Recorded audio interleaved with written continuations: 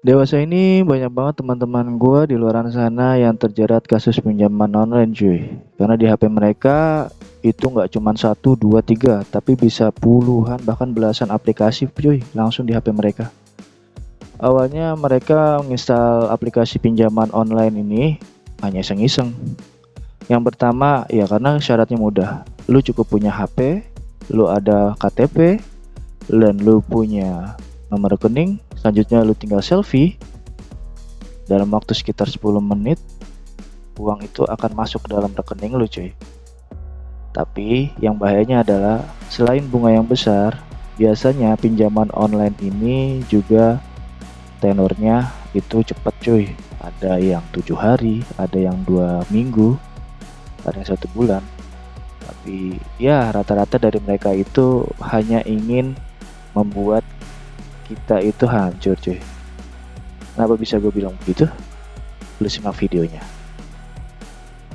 Jadi pinjaman online atau pinjol ini cuy, ini banyak banget bahaya-bahayanya. Yang pertama yang mau gue bahas adalah bahaya teror. Kenapa? Ketika lu minjem uang di pinjaman online dan lu sudah jatuh tempo, lu bakal diteror cuy.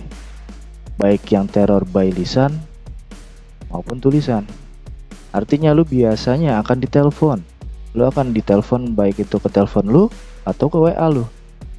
Lalu juga akan ditagih melalui WA cuy. Dan gak hanya lu loh yang ditagih, teman-teman lu atau semua kontak yang ada di WA lu itu biasanya bakal ditagih cuy. Dan lebih parahnya lu bakal dibuatin satu grup khusus buat lu dengan nama penipu. Lu dianggap penipu cuy oleh mereka. Itu bahaya banget. Yang kedua, bahaya dari pinjol ini lu akan terus-terusan gali lubang, tutup lubang. Ketika lu gagal bayar di aplikasi yang pertama, lu akan mencari aplikasi kedua untuk membayar yang sudah jatuh tempo di aplikasi yang pertama cuy. Begitu terus seterusnya cuy. Jadi ketika aplikasi yang kedua itu lu nggak bisa bayar, lu akan mencari aplikasi yang ketiga. Aplikasi ketiga nggak bisa bayar, lu akan mencari aplikasi keempat, 5, 6 dan seterusnya cuy. Dan itu sangat-sangat membuat lu hancur. Karena hutang, yang namanya hutang itu wajib dibayarkan cuy. Iya kan? Dan yang ketiga, fokus kerja lu bakal berantakan cuy. Lu kerja udah gak semangat. Ya karena apa? Lu tahu kerja lu tahu gaji lu, dan lu tahu hutang lu. Otomatis kalau gaji lu hanya cukup untuk membayar hutang lu, bahkan mungkin gak cukup cuy. Karena saking banyak pinjol yang udah lu ambil, otomatis lu udah malas-malasan kerja. Dan bahkan kasusnya ada beberapa teman gue yang resign dari kerjaannya hanya untuk mencairkan dana BPJS untuk menutupi hutang pinjol cuy. Lu ngorbanin kerjaan lu untuk bayar hutang lu. Aneh kan? Makanya gue bilang pinjol ini selain bahaya juga aneh cuy. Gimana gak aneh? Bahaya selanjutnya itu adalah kehidupan lu jadi gak tenang. Lu akan selalu was-was cuy. Balik lagi ke poin pertama tadi, teror itu akan buat hidup lu gak tenang. Selain hanya by WA atau by telepon, lu juga bakal didatangin cuy oleh debt collectornya. Karena apa? Tugas debt collector itu ya menghubungi, mencari nasabah yang bermasalah cuy. Karena apa? Kenapa sih kita nggak hidup normal aja? Tanpa pinjol itu hidup keren loh. Daripada kita malu cuy, ditagih via WA, didatengin ke rumah. Lebih baik kita hidup sederhana tanpa adanya hutang pinjol. Iya gak sih? Dan yang banyak kasus terkriminal terjadi juga awal mulai dari pinjol cuy. Banyak orang yang menjadi maling, mencuri, melakukan tindak kekerasan. Karena apa? Ujung-ujungnya mereka harus mencari uang, di mana uang itu untuk bayar pinjol. Dari liputan6.com aja, ada sekitar 2,3 juta warga Jakarta itu utang pinjol. Dan nilai pinjaman mereka itu tembus dari 100 triliun cuy. Gila gak tuh?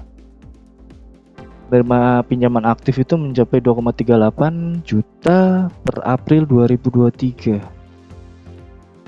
Gimana bahaya cuy.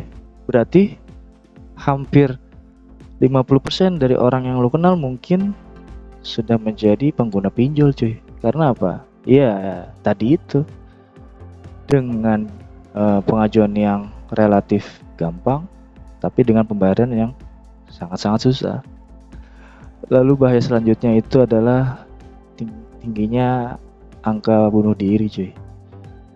Banyak di luar sana yang entah karena keluarganya terjerat pinjol, anaknya terjerat pinjol, ada yang sampai rela menjual ginjalnya untuk menutupi hutang anaknya cuy.